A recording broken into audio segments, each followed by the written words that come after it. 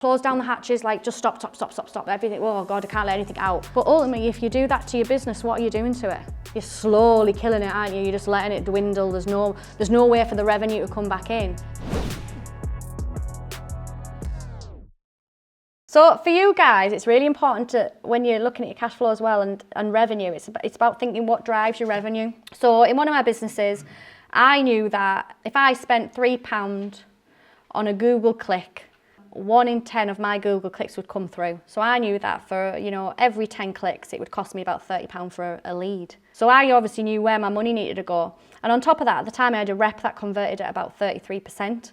And with that would mean that every 3 jobs he looked at, he won 1. And the average job was about 2K. So very, very quickly I was able to look and go, where do I need to be putting my money on my cash flow? Where does that need to go in? Because what sometimes happens when things get a bit desperate with cash flow, people will go, oh my gosh, I just need to stop everything.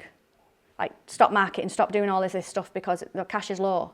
But if you know what drives your revenue, you're able to go, right, what do I need to stop and where do I need to put my money? So I knew that if I spent a certain amount of money on Google, the jobs would still come in. And I knew what I had to spend to get them as well. And in a week, we had like 19 appointments that had to be filled, as in the reps to go out and actually convert. So that would cost me about £1,700 a week to fill a calendar. But I knew that obviously you won 1 in 3. So on average, you won about 6 jobs a week. So that was like 12K. So I knew that if I was able to manage my cash effectively and pump in, let's just say £2,000 a week into Google, that my rep was consistent and he would win 6 jobs a week from that, on average 2K, I knew that there was obviously a gross profit there of 10K every single week. So for you guys, it's really important for you to start to understand your numbers in the background of your business. Like, what drives your revenue? Where does your money come from? So if ever, and the reason I'm coming to this point is, if cash gets tight and you know these numbers, often we'll go, cash is tight, just close down the hatches, like just stop everything. Oh God, I can't let anything out. But ultimately, if you do that to your business, what are you doing to it? You're slowly killing it, aren't you? You're just letting it dwindle. There's no way for the revenue to come back in. But if you're able to know what drives your revenue, like I knew, I need sales. Don't we all need sales? But I knew what I needed to pay to get that in a week.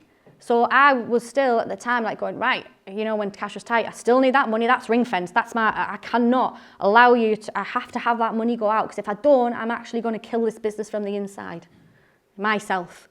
So if you're able to know what drives your revenue in your business, you're able to then know what cash needs to be placed to one side. So in our business right now, especially on the training side of things, we spend what people would say a crazy amount of money on marketing, but it's needed.